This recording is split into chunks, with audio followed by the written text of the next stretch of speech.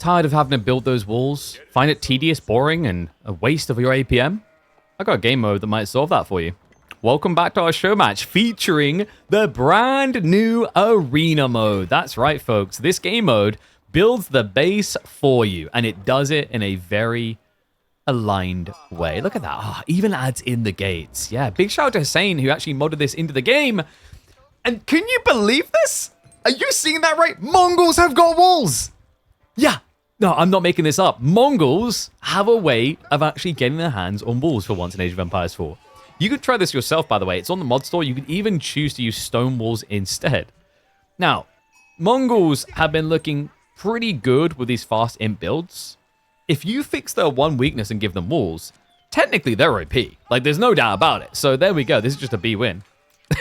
Map is going to be water lanes, by the way. Very interesting one. You probably remember me hyping this up at the start of the year, and then we didn't really see any of it because it was a map designed for team games. In team games, players spawn on each lane. So you almost just have your 1v1s and then you leak over. Here, 1v1, you spawn in the center, and then you have the outskirt islands where all of the big golds are. So like at some point, you're going to have to think about moving out to these areas. But I figured with Mongol and Ibids, like what these two players, playstyle-wise at least, and civ pick-wise at least, might be considering is how do I just send it into the enemy base? Another thing that we've done very interesting with this game mode, so classic one here, Arena from Age of Empires, we've added in Kings. So if anyone watches other Age of Empires scenes, this look familiar, because for example, Age of Empires 2, I remember the Garrison at the start of the year had an epic King Snipe game from Hera.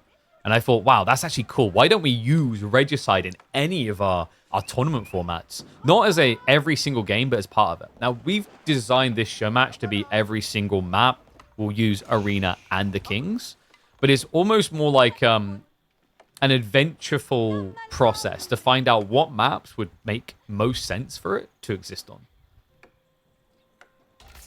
Kilyadi, now with the advancement wing. So he's focusing on the water side. But he went Deerstone onto Deer Gathering. His walls also are a bit weirder compared to his opponents.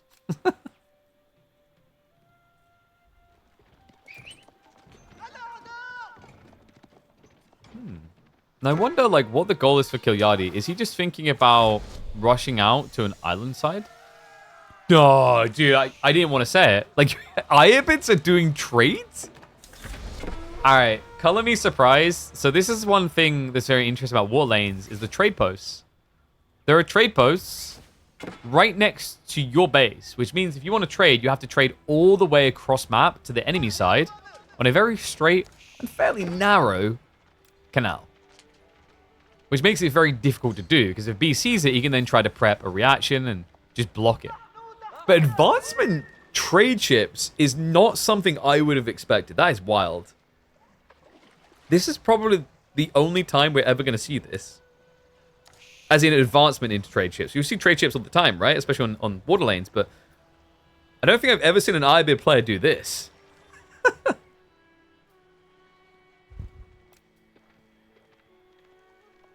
Unbelievable. B, he's just straight up rushing castle. Wait, is this an imp rush build versus trade? Okay, now we're just in Strange Town Central. Because, like, the other thing about imp rushing here is, like, usually you do step readout with this type of builds. I think Mongols are at quite a big disadvantage on this map with step readout. You have no way of getting your step readout to the outer islands if you build it in the center. Which means you're gonna, at this rate, get, 3,000 gold with 50% extra maximum, right? So your step readout's value would be 1,500 gold in the entire game. That's not very good.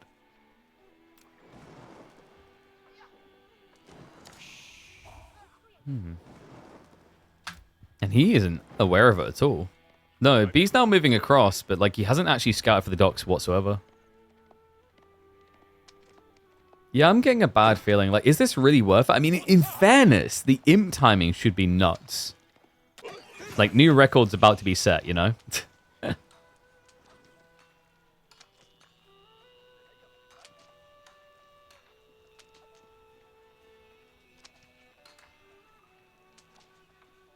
The Khan's going to be a little bit annoying.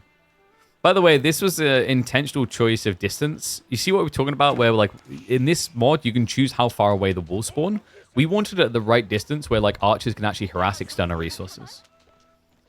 Like, the walls may seem like they encourage campy gameplay, but I also wanted it to almost be like a false sense of security so that you can still actually be punished for being too greedy. The reason why we're not seeing ultimate punishment here is both players are technically being very greedy. Although now Kilyadi is following it up with aggro.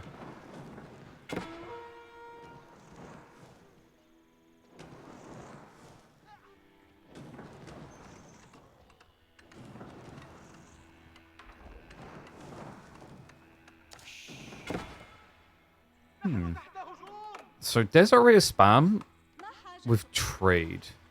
It's actually quite smart.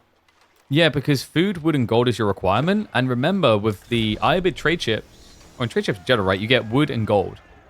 So it ticks 2 of the 3 components you need to mass Desert Raiders. Like, technically, this is the best situation to mass Desert Raiders in. Yeah, this is going to be problematic. Remember, B cannot build walls once they go down. So if this gate falls, it's gone. And the problem is, because it's Desert Raiders, he has no real way of stopping it from being sieged. Because he'll die trying to repair it. It's probably the archery range, but I wonder if this should have been prepped a little bit sooner. It's got the step readout gathering underway. And imagine we're looking at what? Just like crossbow defense? Would make sense, especially with step readout. You have all that extra gold. Speaking of the extra gold, Kilyadi now up to 4 trade chips.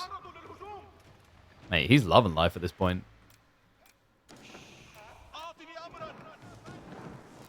And no, Mongols cannot make walls in this game mode. It's just the walls spawn at the start. So every civ, you know, is put on equal footing. Even if they weren't all born equally in B. What? Okay, I thought it'd be crossbowman just because static defense, but he's going Mangadai. Mangadai is a curious choice into massings of Desert Raiders at this type of pace. I don't know if he knows about the trade. No, I think he's still not seen it. Because think about what's happening here. Like, this is an intentional harassment. Kilyadi is attacking the west side so that B can't actually see the trade at all. The Khan has never ran far enough in to see it. Now the Desert Raiders are going to happily run into the base. B, it's not looking good. His food is underwhelming. I mean, he's got 8 sheep left. Can't touch the sheep forever. You have to switch over to something else. And, like, you know, the berries, the deer, they're all exposed. There's no fishing to speak of. He has a huge problem. Even the tree line, man, is kind of not that great with his positioning.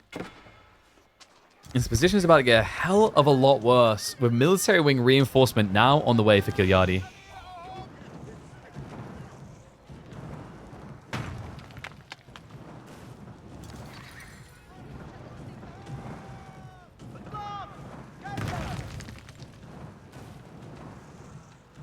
God.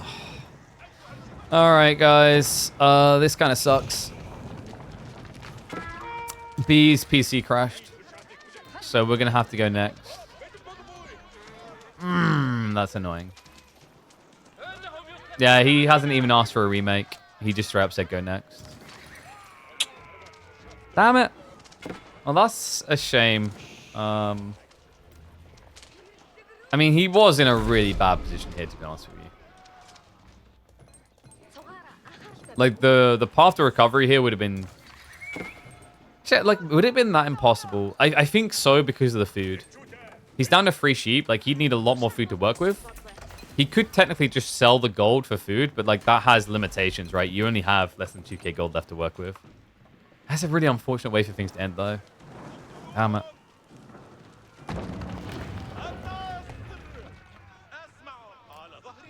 Not impossible under 10%. I'd say like 20%. But yeah, there it is. Oh, that's a sucky way for the game to end.